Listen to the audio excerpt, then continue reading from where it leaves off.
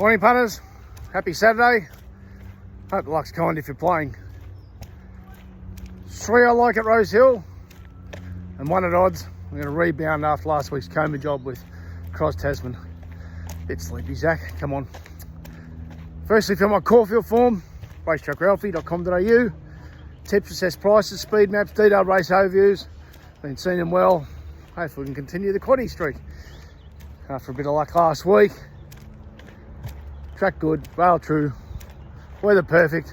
One of the iconic days in the Victorian racing calendar. Okay, Rose Hill races 4, 5 and 10. On past Mark's Meatloaf, 2 out of 3. Hopefully it's HBA, free for free. If you know, you know. Race 4, Monty VB. Now a fortnight back I said it was poison odds and odds on. Its first up win was electric at Newcastle, but it had a soft lead and then exploded. And it was off a long break.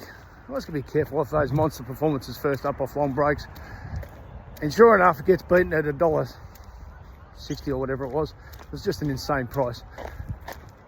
But now, a fortnight later, and it's had a run, it should take a power beating, and sort of the mid-2 odds, I think, are pretty generous. I like that there's a roughie, Elson Boy, whatever it's called, number 1, drawn wide, and it's a leader, so it comes across with it.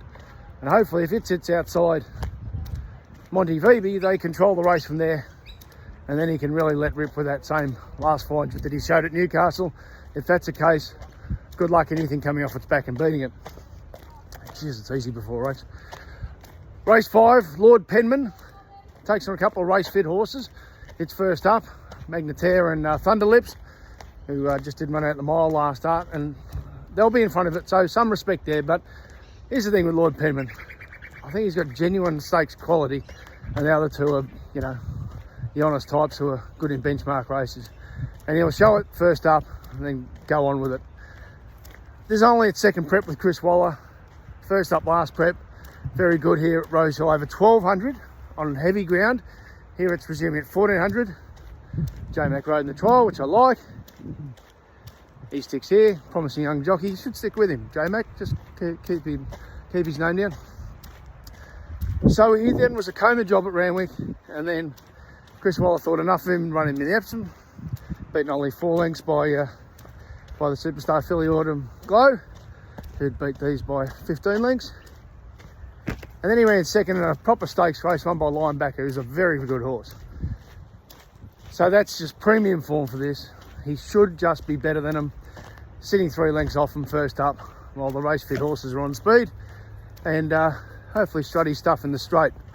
And the best bet of the day, come on Zach, I'm with you again, Zach Lloyd on Tonkin. Always shown a lot of ability, a lot of speed, this horse. In Melbourne, it's resuming in Sydney.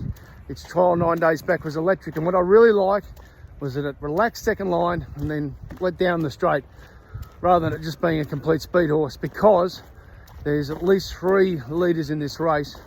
It can lead, Tonkin, but I don't think there's any need to, which I really like. So it sits at lob second line, and then the on paces are all vulnerable, and it runs to its even money, quote Tonkin. Brings its best, and generally the Sydney market lets you on Melbourne form.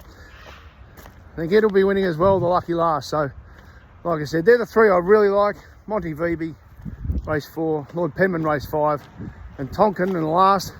The each way play, Polygot in race 4. Race 3, rather. I mentioned it last start, trying to get Monty VB beat. Well, it was first up at 1200 with blinkers off, and it ran like it was first up. Now, that was a decent pressure race. It's second up, back to 1100, called spring, with blinkers back on, and there's pace up front. Now, last prep here over 1100, ran third to Monty Supreme and Rosalind Star, which is stakes form, even though it was a benchmark race, it became stakes form, or Magic Million Days form if you want to nitpick. So I think Polyglot can really improve second up here, rebound hard, and it's $9.50, so that could be the each way play.